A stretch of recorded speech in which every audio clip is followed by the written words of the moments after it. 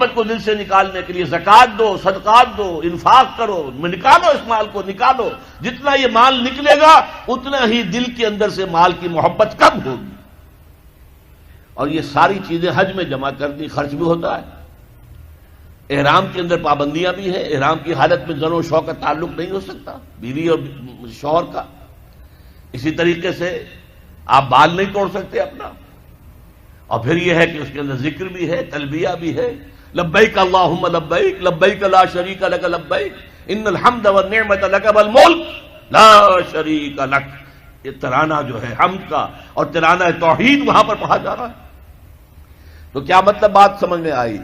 یہ 4 عبادات اس لیے دی ہے کہ وہ بڑی عبادت ہم کر سکے، کہ ہم سے کہیں اللہ کے کسی حکم کے خلاف کوئی حرکت سرزد نہ ہو جائے.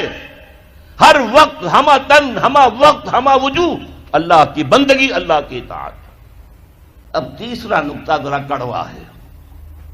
اب تک کی باتیں تو آپ کو اچھی لگی ہوں گی، اب کڑوی بات ہے.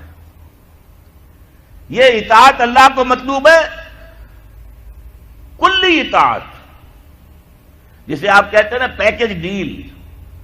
بھائی یہ معاملہ اس طرح نہیں ہوگا، یہ پیکج ہے، ٹیک اٹ اور لیو اٹ. اللہ کہتا ہے یا میری اطاعت کرو تو ہمہ تن کرو، ہمہ وقت کرو.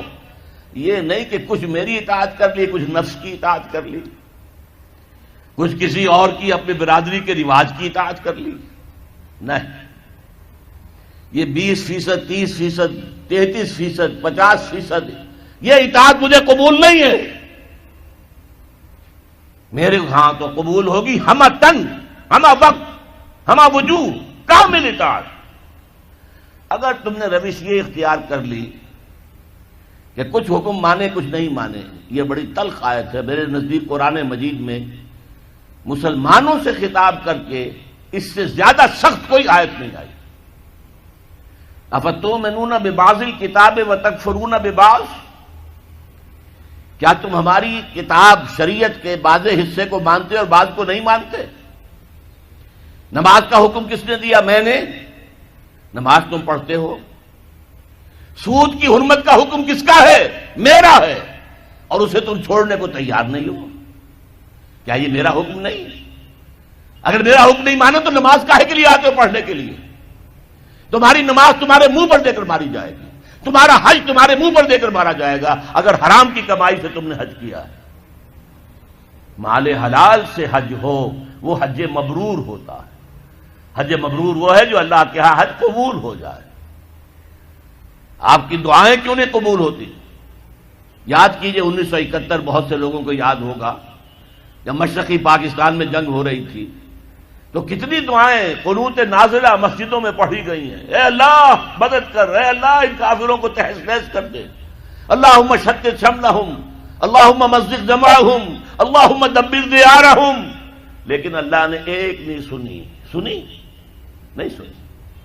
تمہارا منہ ہی نہیں ہے مجھ سے بات کرنے کا. تم نے میرا دین قائم کیا ہے تو میرے احکام پر چلتے ہو، اگر نہیں تو تمہارا کیا حق ہے کہ تم مجھ سے دعا مانگو؟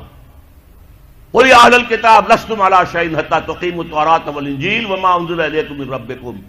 اے نبی کہہ دیجئے، اے یہودیوں، اے نصرانیوں، یا اہل کتاب، تمہاری پوزیشن ہی نہیں ہے ہماری نگاہوں میں جب تک کہ تم تورات کو نافذ نہ کرو، انجیل کو نافذ نہ کرو، اور بھی جو کچھ ہم نے نازل کیا اس سب کو نافذ نہ کرو. اس وقت تک تمہاری کوئی حیثیت ہی نہیں ہے. You have no ground under your feet. تمہارے پاؤں تلے زمین ہی نہیں ہے. کیا دعائیں کرتے ہو ہم سے؟ کس منہ سے دعا کرتے ہو؟ اب اسی لفظ کو ذرا سا بدل کر پڑھ لیجئے. اللہ کا قانون تو بدلتا نہیں ہے کہ اہل کتاب کے لیے قانون کچھ اور ہو اور امت مسلمہ کے لیے کچھ اور ہو. نہیں، پڑھیے ذرا سا لفظ بدلیے. قل یا اہل القرآن لستم علی شیء حتی تقیموا القرآن وما انزل الیکم من ربکم. اے نبی کہہ دیجئے، اے قرآن والو، تمہاری کوئی حیثیت نہیں، کوئی حقیقت نہیں، ہماری نگاہوں میں کوئی وقت تمہاری نہیں جب تک کہ تم قرآن کو قائم نہیں کرتے. اور جو کچھ ہم نے نازل کیا، یعنی حضور پر وحی جلی کی علاوہ وحی خفی بھی نازل ہوتی تھی جو احادیث کی شکل میں ہمارے پاس ہے. تو قرآن بھی ہم نے نازل کیا، قرآن نازل کیا، اس کو نافذ کرو. اور سنت رسول بھی ہم نے نازل کی ہے اس کو بھی اطاعت کرو، اس کو مانو، اس کی پیروی کرو۔ اچھا اگر یہ نہیں کرو گے اس کی سزا کیا ہے؟ افتؤمنون ببعض الکتاب وتکفرون ببعض، کیا تم ہماری شریعت اور کتاب کے ایک حصے کو مانتے اور ایک کو نہیں مانتے؟ ایک حکم سر آنکھوں پر، ایک حکم پاؤں تلے رون دیتے ہو۔ فما جزاء من یفعل ذلک منکم، تو کوئی سزا نہیں ہے ان کی جو یہ حرکت کریں گے تم میں سے، الا خزی فی الحیات الدنیا، سوائے اس کے کہ دنیا کی زندگی میں ذلیل و خوار کر دیے جاؤ، ویوم القیامت یردون الی اشد العذاب، اور قیامت کے دن شدید ترین عذاب میں جھونک دیے جاؤ۔ وما اللہ بغافل عما تعملون، جو کچھ تم کر رہے ہو اس کی حقیقت سے اللہ ناواقف نہیں ہے، بے خبر نہیں ہے۔ تم آئے ہو حج کرنے، داڑھی لمبی ہے تمہاری، اللہ کو معلوم ہے حرام کی کمائی سے حج کرنے آئے ہو، حرام کی کمائی سے عمرہ کرنے آئے ہو۔ تم نے مسجد تو بڑی شاندار بنوا دی، تمہارا کاروبار تو حرام کا ہے، سٹے اور جوئے کے اوپر کاروبار کر رہے ہو، بینک سے سودی قرضہ لے کر کاروبار کر رہے ہو، تو مسجد بنانے کا کیا تمہیں ثواب ملے گا؟ اللہ تعالیٰ کو تو نفقات جو ہیں، صدقات و نفقات صرف وہ قبول ہیں جو پاک اور حلال کمائی سے ہو۔ حرام کی کمائی سے تم نے کچھ بھی لٹا دیا ہو، اللہ کو ایک ڈھیرے کی اس کی قوت نہیں۔ اب اس میں دو سزائیں بیان کی گئی، فما جزاء من یفعل ذلک منکم الا خزی فی الحیات الدنیا، تم میں سے جو کوئی بھی یہ حرکت کرے گا کہ دین کے ایک حصے پر عمل ایک پر نہیں، اس کی سزا اس کے سوا کچھ نہیں ہے کہ دنیا کی زندگی میں ذلیل و خوار کر دیے جائے۔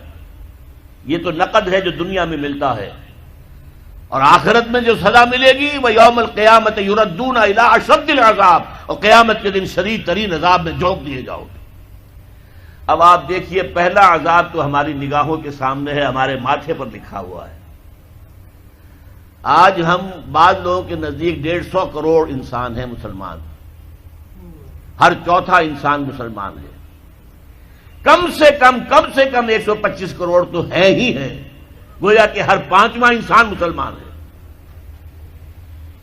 کتنا بڑا علاقہ ہمارے قدموں تلے ہے، جائیے ادھر انڈونیشیا کے دور درازوں سے چلیے، جو جزیرے ہیں ان سے، اور چلے جائیے موریتانیہ تک، سالڈ علاقہ ہے مسلمانوں کا۔